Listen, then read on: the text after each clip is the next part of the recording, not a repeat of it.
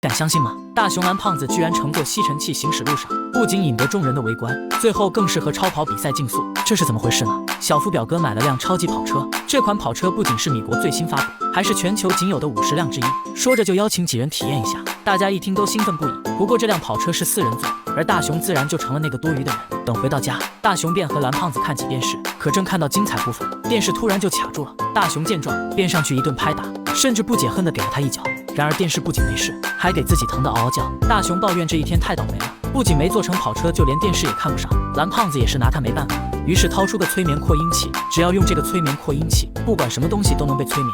就比如对着镜子说你是电视是电视，镜子就真的变成电视了。接着大熊又对桌子催眠成钢琴，然后优雅地走上前弹了起来。蓝胖子见状也加入一起演奏，而嘈杂的声音引起老妈的注意。大熊听到老妈的声音立马就慌了，连忙拿着扩音器对窗户说：“你是1楼的窗户。”催眠完成后，大熊打开窗，直接就跳了出来。老妈愤怒地走进门，却发现里面空无一人。等大熊回来，便对楼梯催眠成电梯，把地板催眠成蹦床，还顺便催眠了一些其他东西。等老妈下楼时，脚下的楼梯竟自己动了起来，老妈吓了跳，这楼梯怎么走都走不下去了。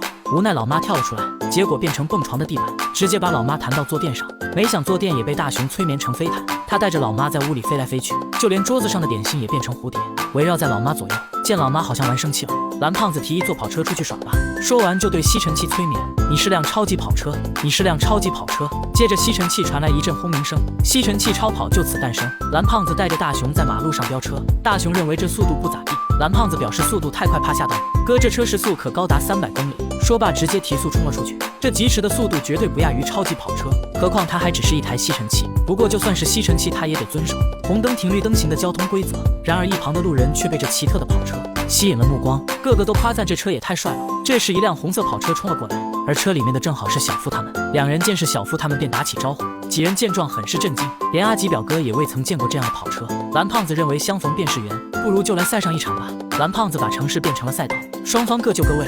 随着比赛开始，两车直接就冲了出去。一开始阿吉表哥的超跑就领先了一个车身位，可很快就被蓝胖子他们赶超上来。阿吉表哥也不甘落后，卯足劲就追了上来。蓝胖子在得知他们追上来了，立马就给吸尘器提速到最强模式。只见吸尘器跑车猛地发力，一下就把距离给拉开了。阿吉表哥见了也是不可思议，但阿吉表哥这辆全球限量50台的超级跑车也不是浪得虚名的，直接就开启氮气助推模式。表哥的超跑如同猛兽一般直接冲了上来，不仅轻松反超大熊他们，其速度还不断提升。这样快的速度，蓝胖子也望尘莫及。大熊突然想到什么，伸手从蓝胖子口袋里拿出催眠扩音器，便准备对小夫他们的跑车进行催眠。就在几人以为胜券在握的时候，车内莫名响起8音盒的声音，就连速度也逐渐慢了下来，最后更是直接停了。几人一脸懵。就在这时，车内后备箱自动打开了，环卫工人提起垃圾就往车里放，把几人吓得立马逃了出来，气得阿吉表哥骂骂咧咧。不料后面还有更多的人提着垃圾就往跑车里塞。原来大熊为了赢得比赛，直接就把人家的超级跑车催眠成收垃圾的垃圾车了，这才导致大家都往跑车里丢垃圾。